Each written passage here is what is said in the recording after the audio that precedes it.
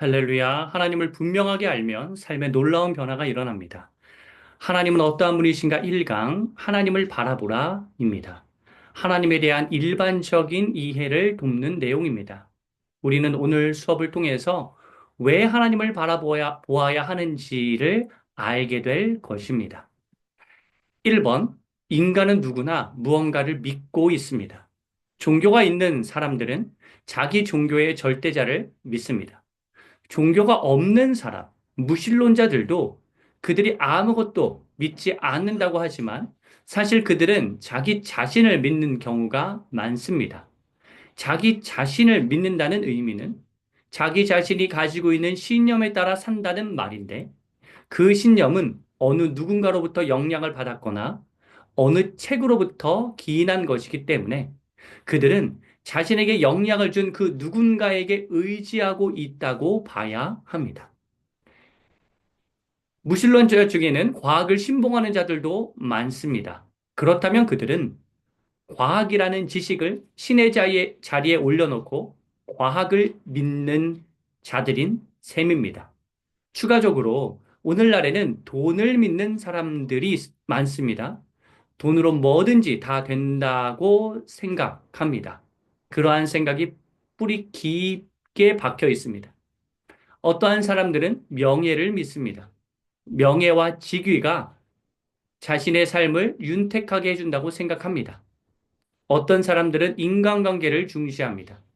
사람들이 자기의 미래와 안위를, 그러니까 친한 사람들이 자기의 미래와 안위를 보장해 주리라 생각합니다. 어떤 사람들은 자기 외모를 굉장히 중시합니다.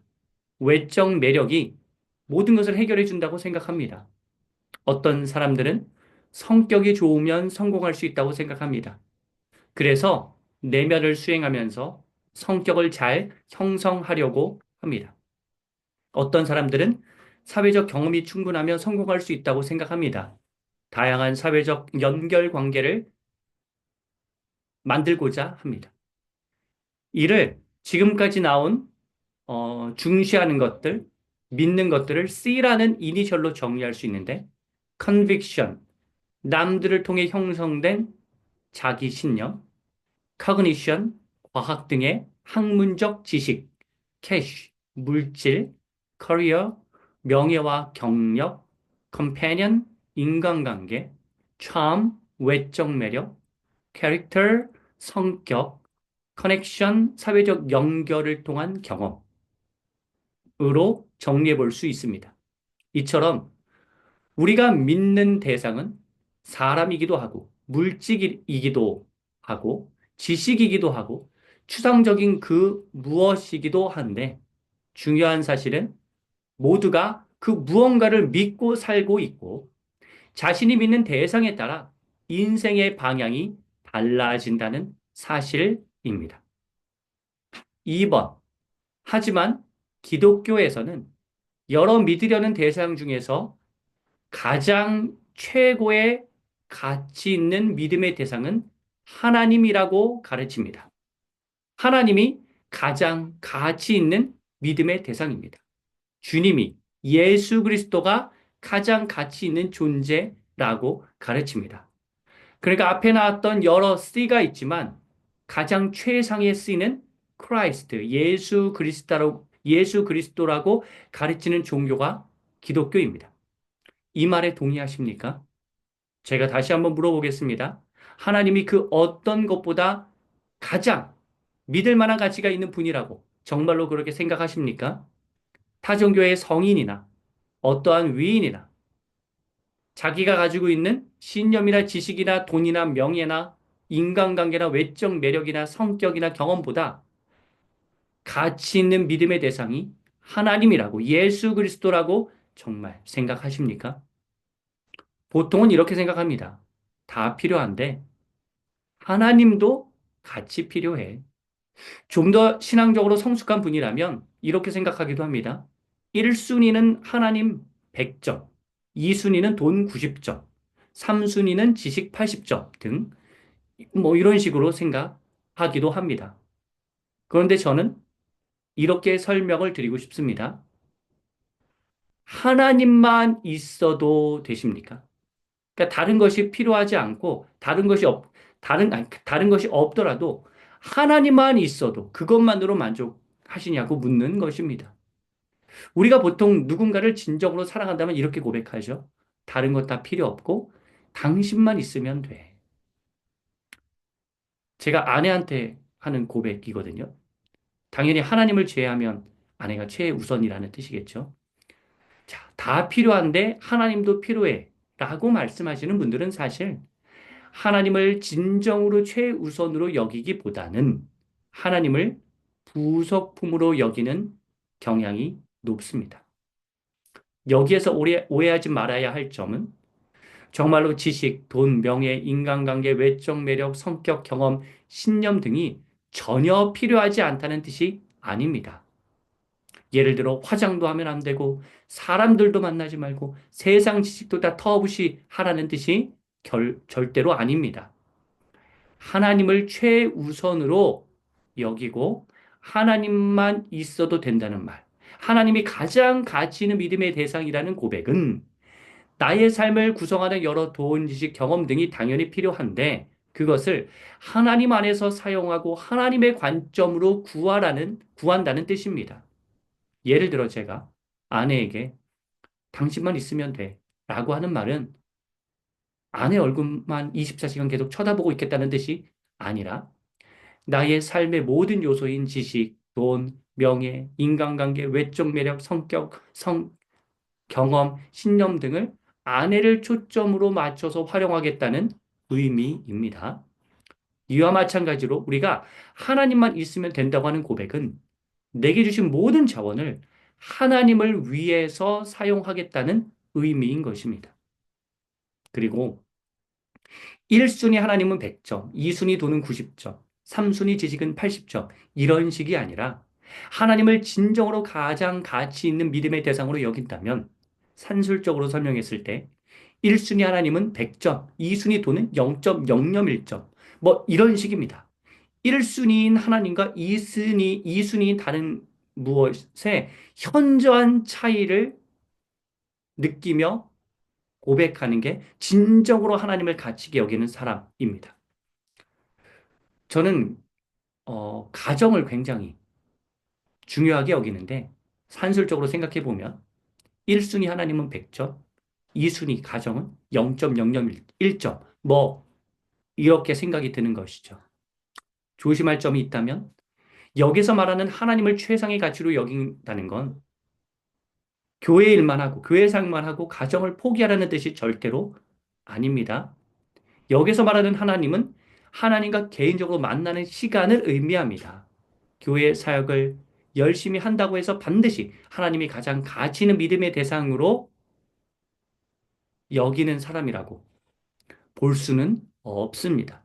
하나님과 개인적인 만남의 시간을 충분히 가지면서 어떤 교회의 사역을 해야지 그 교회 사역만 돕고 그 사람은 최상의 가치로 하나님을 둔다고 볼 수는 없다는 뜻입니다. 추가적으로 기억할 점이 있다면 하나님은 우리가 가는 하늘나라에서만 가치 있는 분이 아니라 이 땅에 살면서도 다른 어떤 것보다도 가장 가치 있는 존재라는 사실을 분명하게 알아야 합니다. 그렇게 하나님을 가장 고귀하게 여긴다면 우리 삶의 모든 요소가 하나님 안에서 더 의미 있게 작용하게 됩니다. 3번. 믿기 위해서는 믿을 대상에 대한 지식이 필수적입니다. 믿기 전에 그 대상에 대해서 알아보고 나서 믿을지를 결정하는 건 당연합니다. 우리가 복음을 제시할 때 성령님의 역사가 있지만 하나님에 대한 지식이 들어가니까 변화가 일어나는 것입니다.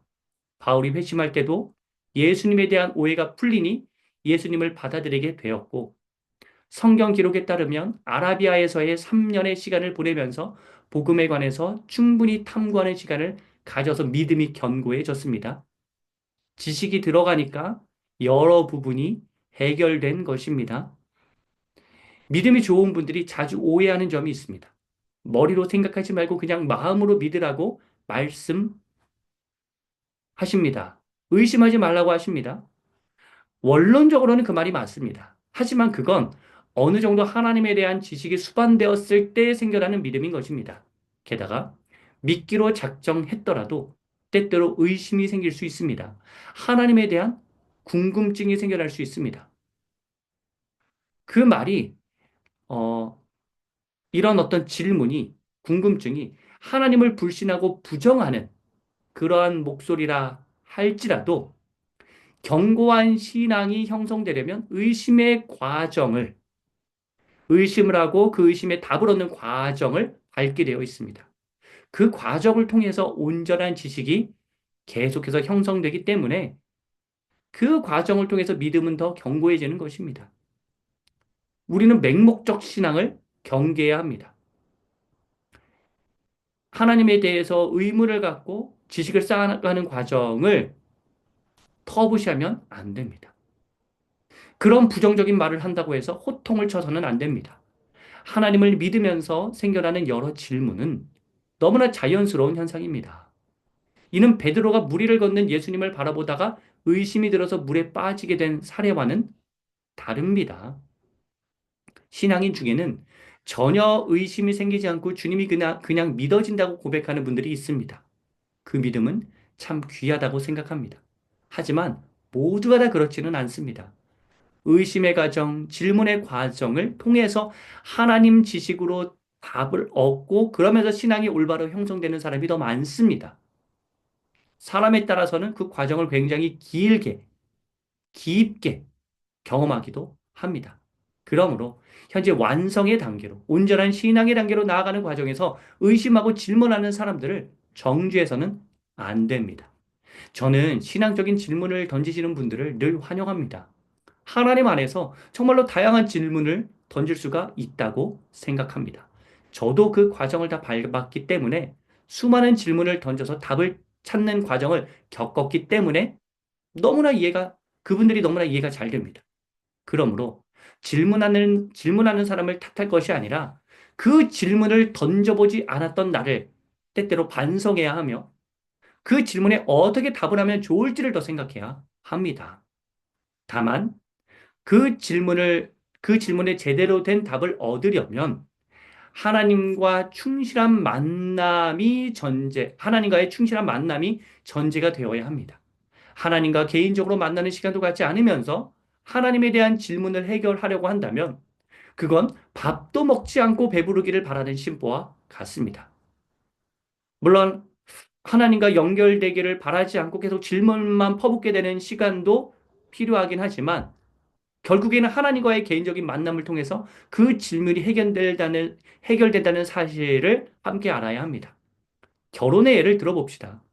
서로 잘 알지도 못하는데 결혼하나요? 아니죠. 그 사람이 내가 평소에 생각한 이상형에 부합한지를 알아보고, 즉, 그 사람에 대한 지식이 있어야지만 결혼하고 싶은 마음도 생기는 법입니다. 여러분, 결혼하기로 작정했습니다. 그러면 결혼 생활을 하면 그 사람이 내가 생각했던 배우자라서 결혼하면 그 이후에는 갈등이 전혀 없나요? 아닙니다. 서로 싸웁니다. 때로는 치열하게 싸울 때도 있습니다. 여러분 왜 싸우나요? 사랑하기 때문에 싸우는 것입니다. 서로 맞춰가는 과정, 서로에 대한 이해, 현재는 지식이 부족하기 때문에 서로 알아가는 과정이 필요한 것입니다. 그렇기 때문에 싸우는 건 당연한 것입니다. 그렇게 서로 갈등하고 싸우는 시간은 너무나 필요하고 중요합니다. 물론 그 과정에서 치열하게 부딪히는 과정에서 서로에게 상처 주는 말을 해서는 안 되겠죠. 또 상처 주는 행동을 해서는 안 되겠죠. 하지만 서로를 알아가기 위해서 부딪히는 그 과정은 필요합니다. 오히려 치열하게 의견 대립을 하지 않는다면 그것이 도리어 문제가 될 수 있습니다. 모든 진정한 관계에는 갈등의 상황이 늘 발생합니다. 호세아 6장 6절의 말씀을 읽어보겠습니다. 나는 인애를 원하고 제사를 원하지 아니하며 번제보다 하나님을 아는 것을 원하노라. 여러분 오늘 말씀에서 하나님을 아는 것을 하나님께서 얼마나 가장 중요하게 여기시는지를 알 수 있습니다. 우리가 하나님을 깊이 있게 알 때에 우리는 맹목적으로 순종하지 않을 수 있고 진심을 다해서 순종할 수 있으며 형식적으로 예배를 드리는 것이 아니라 진정한 예배를 하나님께 올려드릴 수 있는 것입니다. 하나님을 진정으로 알 때 그것이 가능해집니다. 4번. 하지만 안타깝게도 많은 사람이 하나님을 잘 모르고 있습니다. 신앙이 흔들리는 이유는 하나님을 잘 모르기 때문입니다. 하나님을 잘 모르기 때문에 사탄이 하나님에 대해서 조금만 왜곡해도 그냥 그대로 그 왜곡된 그대로 받아들이는 것입니다. 여러분, 사탄은 아담과 하와 때부터 하나님을 왜곡했죠. 창세기 2장 6절, 7절을 보십시오. 여호와 하나님이 그 사람에게 명하여 이르시되 동산 각종 나무의 열매는 내가 임의로 먹되 선악을 알게 하는 나무의 열매는 먹지 말라. 내가 먹는 날에는 반드시 죽으리라 하시니라. 하나님께서 정말로 많은 나무 열매를 우리에게 그 아담과 하와에게 주셨습니다. 다양한 열매의 맛을 맛볼 수 있었습니다. 얼마나 감사한 일입니까? 주님 주시는 것만 잘 받아 먹으면 되니까요. 그런데 사탄이 어떻게 하나님을 왜곡하는지 한번 보십시오. 창세기 3장 1절부터 3절입니다. 그런데 뱀은 여호와 하나님이 지으신 들짐승 중에 가장 강교하니라. 뱀이 여자에게 물어 이르되 하나님이 참으로 너희에게 동산 모든 나무의 열매를 먹지 말라 하시더냐. 여자가 뱀에게 말하되 동산 나무의 열매를 우리가 먹을 수 있으나 동산 중앙에 있는 나무의 열매는 하나님의 말씀에 너희는 먹지도 말고 만지도 말라. 너희가 죽을까 하노라 하셨느니라. 뱀은 하나님이 주신 수많은 열매가 아니라 먹지 말라고 하신 그 하나의 열매에 초점을 맞추게 합니다. 하나 먹지 말라고 하셨는데 1절 질문을 통해 하와가 그러니까 이 의도적으로 모든 나무 열매를 먹지 말라고 하시더냐라고 이렇게 물으면서 왜 하나님께서 그 하나를 먹지 말라고 하셨을까 의심이 들도록 만드는 것입니다. 그러니 사탄의 질문에 확신 없이 대답을 하여 뭐 반드시 죽으리라고 하나님은 하셨지만 죽을까 하노라 뭐 이런 식으로 잘못 말하고 있지 않습니까? 이처럼 사탄은 계속해서 우리를 조종해서 하나님을 의심하도록 만듭니다. 비기독교인들 중에서 기독교를 무참하게 비난하는 이유는 그들이 하나님을 오해하고 있기 때문입니다. 그들이 말하는 하나님을 들어보십시오. 그건 우리가 믿는 하나님이 아닙니다. 그러니까 그들이 공세를 퍼붓고 있는 하나님은 전혀 하나님에 대해서 알지도 못한 상태에서 진짜 하나님이 아니라 그들이 잘못 알고 있는 하나님을 비난하는 것이니 기독교인들에게는 전혀 타격이 없는 것입니다. 하나님을 비난하는 사람들이 그렇게 하나님을 비난하는 까닭은 이처럼 하나님에 대한 지식이 부족하기 때문입니다. 그렇다고 하나님을 알려고 하나요? 그러지도 않아요. 하나님을 알려고도 하지 않으면서 그렇게 하나님을 비난하는 것입니다. 그래서 그들이 하나님을 제대로 깨달으면, 아, 내가 잘못 비판했구나, 잘못 비난했구나, 이렇게 반성하게 되는 것입니다. 더 큰 문제는 하나님을 비난하는 사람들의 주장에 현혹되는 기독교인들입니다. 왜 이렇게 현혹이 될까요? 그건 하나님을 잘 모르기 때문입니다. 더 정확하게 말해서 하나님에 대해서 별로 관심이 없기 때문입니다. 하나님을 알려고 하지 않기 때문입니다. 하나님에 대한 지식을 충분히 채우려고 하지 않기 때문입니다. 여러분, 부디 하나님을 진정으로 알기 위해서 힘쓰시기를 바랍니다.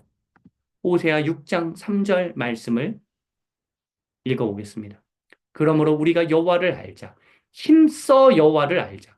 그의 나타나심은 새벽 빛같이 어김없나니 비와 같이 땅을 적시는 늦은 비와 같이 우리에게 임하시리라 하니라.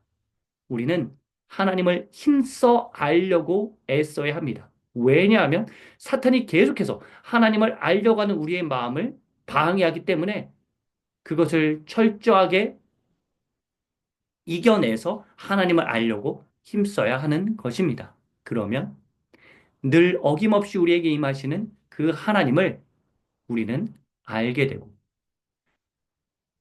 사탄이 아무리 유혹하더라도 우리는 그 유혹을 이길 수 있고 하나님을 비난하는 사람들의 영향을 전혀 받지 영향 하나님을 비난하는 사람들의 영향을 전혀 받지 않을 수 있습니다.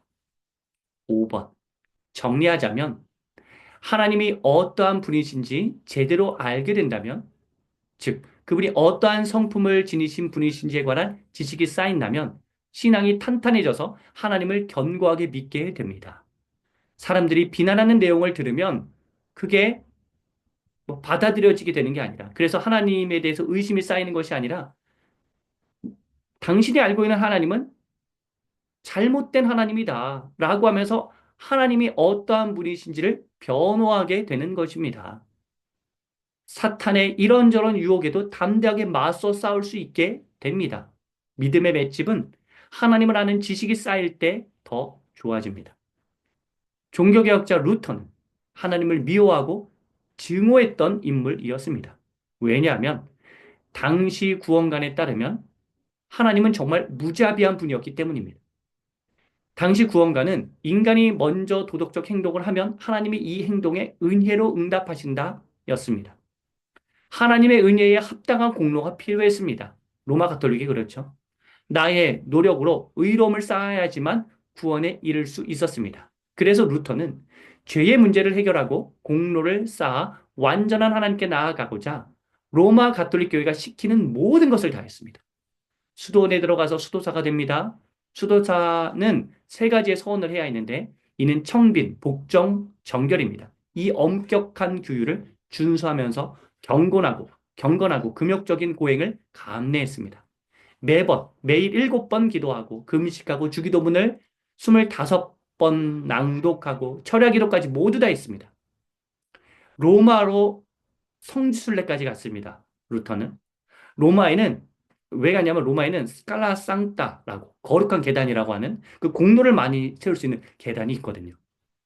예수님이 빌라도 궁전에 들어갈 때 올린 이 계단으로서 콘스탄티누스의 어머니 성녀 헬레나가 예루살렘에 있는 로마의 총독부 건물에서 가져온 대리석으로 된 계단입니다. 로마 교황청 라테라노 대성당 맞은편에 위치한 이 거룩한 계단을 무릎으로 기어 올라가면서 기도하면 이 계단 하나가 9년간의 속죄를 보증하며 그리스도가 무릎을 꿇은 계단에는 십자가의 표가 붙어 있어 속죄 기간이 2배로 늘어난다고 해서 그렇게 합니다. 하지만 28번째 마지막 계단에 올랐을 때의 루터는 사죄의 평화를 얻지 못했습니다. 루터는 고해 성사도 철저히 했습니다. 어떨 때는 내리 6시간을 고해했습니다. 어, 그만 좀 오라고. 좀 사소한 문제는 내가 좀 알아서 해결하라고 그 사제가 이야기할 정도로 그렇게 철저하게 고해했습니다. 하지만 죄의 문제를 해결할 수 없었습니다. 그러다 성경 말씀을 읽고 공부하다가 루터는 로마서 1장 17절의 말씀을 읽고 깨닫게 됩니다. 복음에는 하나님의 의가 나타나서 믿음으로 믿음에 이르게 하나니 기록된 바 오직 의인은 믿음으로 말미암아 살리람과 같으니라. 루터는 이 말씀을 통해 우리가 구원에 이르는 방법은 어떠한 공로가 아니라 믿음이라는 이신칭의의 교리를 깨닫게 됩니다. 여기서 믿음으로 말미암아 우리는 구원을 얻으리라고 하는 표현에서 이 믿음은 나의 믿음이 아니라 예수 그리스도의 믿음이 내 안에 임하면 우리가 영원한 생명을 얻게 된다는 뜻입니다.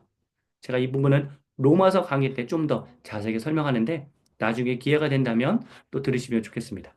여러분, 이 로마서 1장 17절을 읽고 깨달은 루터가 직접 한 말을 한번 들어보겠습니다.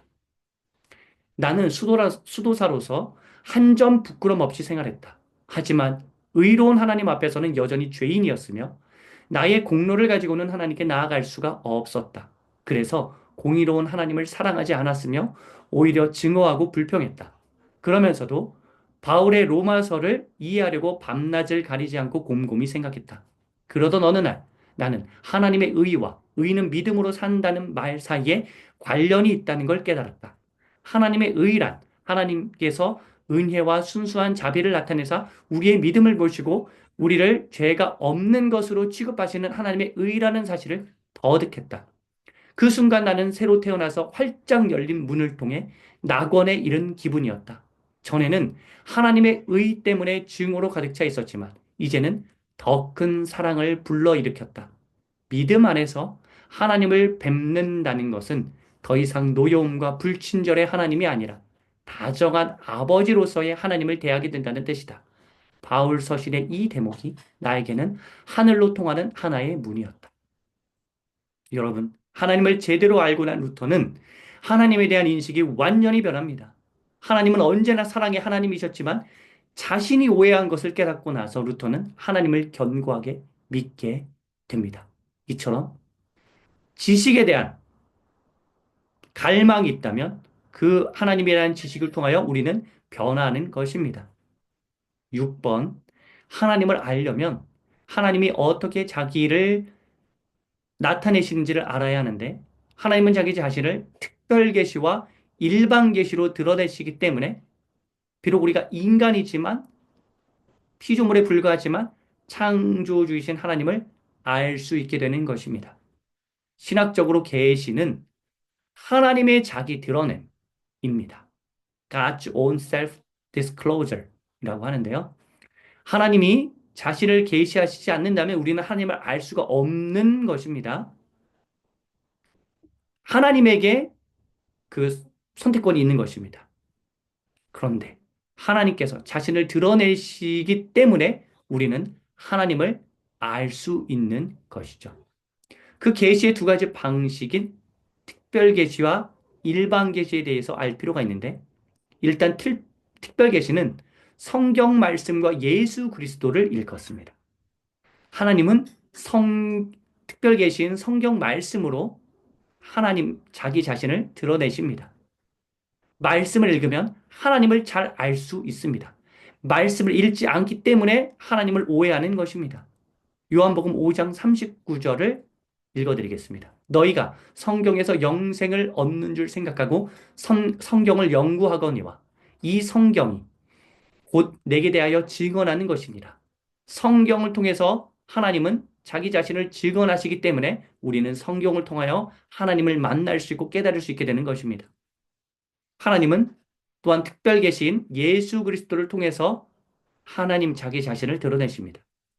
예수 그리스도의 성육신과 십자가 사건, 그 고통을 통해 우리는 하나님이 어떠한 분이신지를 알 수 있습니다.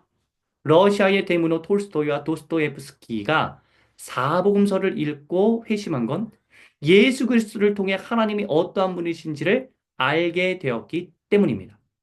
히브리서 1장 1절과 2절을 읽어드리겠습니다. 옛적에 선지자들을 통하여 여러 부분과 여러 모양으로 우리 조상들에게 말씀하신 하나님이 이 모든 날 마지막에는 아들을 통하여 우리에게 말씀하셨으니 이 아들을 만유의 상속자로 세우시고 또 그로 말미암아 모든 세계를 지으셨느니라. 하나님은 예수님을 통해서 우리에게 말씀하십니다. 이제 일반 계시를 살펴보겠습니다. 일반 계시는 자연, 양심, 역사 등을 일컫습니다. 자연을 보면서 우리는 믿지 않는 자라도 창조주의 위대하심을 느낍니다. 신앙이 없더라도 자연을 바라보고 관찰하고 연구하면서 이 세상은 누군가 창조할 수밖에 없는 곳이구나 라고 깨닫게 됩니다. 시편 19편 1절을 읽어보겠습니다. 하늘이 하나님의 영광을 선포하고 궁창이 그의 손으로 하신 일을 나타내는도다. 여러분, 이 세상이 하나님을 찬양하고 있죠. 그래서 이 세상을 보면 창조주를 느낄 수밖에 없습니다. 다음으로 내 안에 양심이 있어 죄책감을 느끼는 그 마음을 통해서 하나님을 알 수 있게 됩니다. 하나의 진리는 존재하지 않는다고 주장하는 포스트 모던 사상이나 상대론적 윤리설에 입각한 자들도 양심의 존재는 부정할 수 없지 않습니까? 그런데 어떻게 모든 것이 상대적이라고 하는 것입니까? 여러분, 우리는 양심이 있다는 것으로, 누군가 이 양심을 심어준 분이 있구나. 누군가가 심어주셨구나. 라고 고백하게 되는 것입니다. 다음으로, 여러 역사의 흥망성쇠를 보면서 우리는 하나님이 어떠한 분이신지를 알기도 합니다. 하나님은 역사의 여러 사건을 통하여서 자신을 드러내십니다.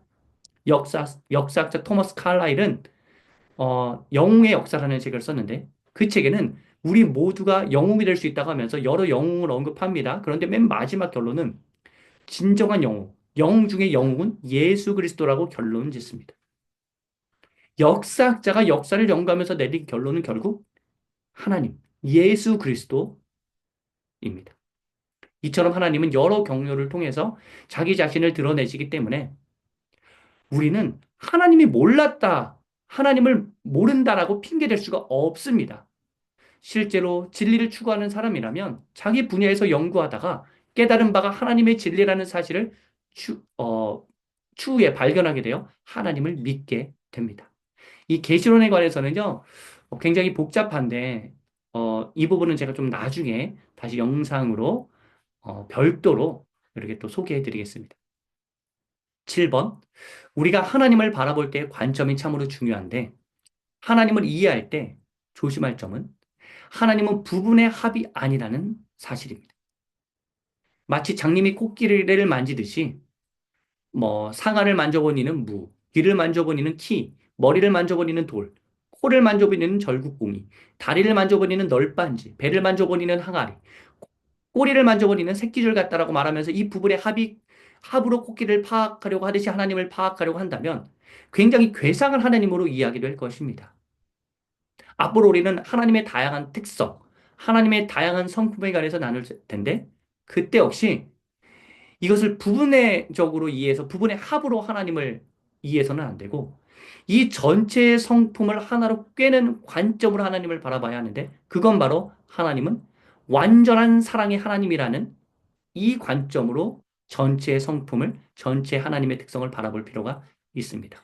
하나님의 모든 성품, 특성은 완전한 사랑으로 해석됩니다. 하나님은 절대적 주권자이다, 무소부지하다, 사랑이시며 선하시다, 전지하시다, 지혜로우시다, 전능하시다, 불변하시다, 친실하시다, 거룩하시다, 공의롭다 등 여러 하나님의 특성을 말할 수 있는데 이 모든 특성은 사랑의 하나님이라는 관점으로 이해할 수 있습니다. 예를 들어 공의의 하나님의 이 개념은 사랑의 하나님과 충돌되지 않습니다. 하나님이 사랑이시기 때문에 공의롭게 통치하신다라고 이해를 해야 하는 것입니다. 제가 개인적인 고백을 하자면 신학을 공부하다가 더는 신학을 공부하지 않겠다고 생각한 적이 있었습니다. 왜냐하면 하나님이 살아계시지 않는 것 같았기 때문입니다. 공부를 하면서 공부하면 공부할수록 하나님에 대한 오해가 쌓여갔습니다. 그런데 어느 한순간에 모든 문제가 해결되고 성경에 수많은 질문이 참 많이 한순간에 해결되었는데 그건 바로 하나님이 완전한 사랑이시라고 하는 이 관점으로 전체를 보게 되면서 모든 문제가 풀어졌습니다. 제 개인적인 또 체험도 있는데 지금 시간 관계상 이건 나중에 또 다른 영상에서 다루겠습니다. 여러분 골로새서 3장 14절을 공동 번역으로 보면 이렇습니다. 그뿐만 아니라 사랑을 실천하십시오. 사랑은 모든 것을 하나로 묶어 완전하게 합니다. 여러분 사랑은 모든 것을 하나로 묶는 힘이 있습니다. 실천적 사랑을 할 때 그것이 가능해집니다. 사랑은 파편적인 지식을 하나로 묶어주는 역할을 합니다. 그러므로 사랑의 하나님이라는 관점으로 성경과 세상과 하나님의 성품을 이해한다면 하나님에 대해서 명확하게 이해하게 되실 것입니다. 8번. 자, 하나님 이해는 사실 쉽지 않습니다. 네, 쉽지 않죠. 당연히 쉽지 않죠. 피조물인 인간이 하나님을 높으신, 매우 높으신, 최상의 높이에 계신 하나님을 이해한다는 게 과연 쉽겠습니까? 하지만 그것이 가능한 이유는 성령님이 도와주시기 때문입니다. 고린도서 1장 21절, 22절을 읽어드리겠습니다. 우리는 너희와 함께 그리스도 안에서 굳건하게 하시고 우리에게 기름을 부으신 이는 하나님이시니 그가 또한 우리에게 인치시고 보증으로 우리 마음에 성령을 주셨느니라. 여러분, 우리 마음에 성령님이 역사하시면 하나님을 바로 알게 됩니다. 그래서 말씀 읽기 전에 성령님의 도우심을 구하지 않습니까? 신학적 용어로 성령님의 조명하심을 구하며 기도하는 것입니다. 그러할 때, 성령님이 인도하실 때, 성령님이 도와주실 때 우리가 하나님을 알 수 있게 되기 때문입니다. 성령님이 역사하시면 평소에 그냥 흘려듣던 말씀도 의미 있게 나에게 다가오게 됩니다. 성령님이 역사하시면 변하지 않을 것 같다는 사람이 변화합니다. 성령님이 역사하시면 놀라운 깨달음을 얻게 됩니다. 성령님이 역사하시며 평소에 예배 시간에 졸던 사람도 깨어나서 하나님의 말씀을 듣게 됩니다. 그러므로 우리는 기도하여서 성령님의 역사하심을 간절히 구해야 합니다. 끝으로 9번. 하나님을 아는 지식이 우리에게 어떠한 변화를 일으킬까요? 하나님을 아는 지식은 우리에게 평안과 자유와 명철과 용맹을 줍니다. 말씀을 하나씩 보면서 설명드리겠습니다. 욥기 22장 21절 말씀입니다. 너는 하나님과 화목하고 평안하라. 그리하면 복이 내게 임하리라. 하나님이 나를 미워하시지 않고 복 주시기 원하는 분이라고 이 깨달아지면 우리의 마음에 평안이 자리하게 되고 위로를 얻게 됩니다. 요한복음 8장 32절 말씀입니다. 진리를 알지니 진리가 너희를 자유롭게 하리라. 진리를 깨닫게 되면 하나님이 이해되어 우리는 자유로워집니다. 이 말씀도 굉장히 기쁜 말씀이어서 좀 더 설명을 드려야 하나? 이 영상은 제가 촬영해 놓은 영상이 있습니다.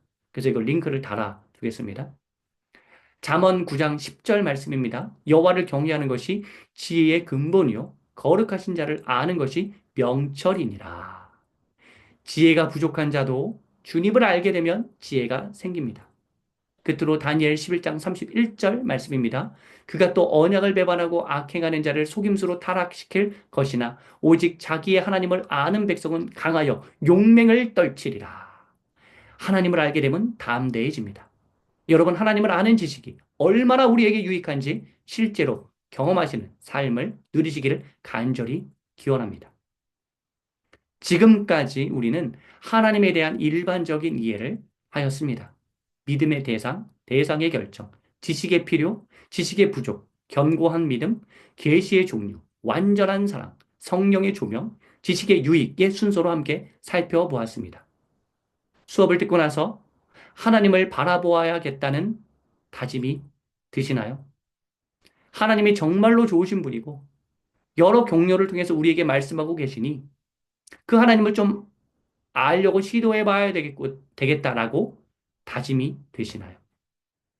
오리엔테이션 시간에 나눈 것처럼 그런 마음이 드신다면 매일 하나님과 개인적으로 만나는 시간을 통하여서 하나님을 더 선명하게 깨닫게 되는 진정한 신앙의 삶을 사시기를 간절히 소망하며 권면드립니다. 이상으로 1강 강의를 마치겠습니다. 여러분 축복합니다.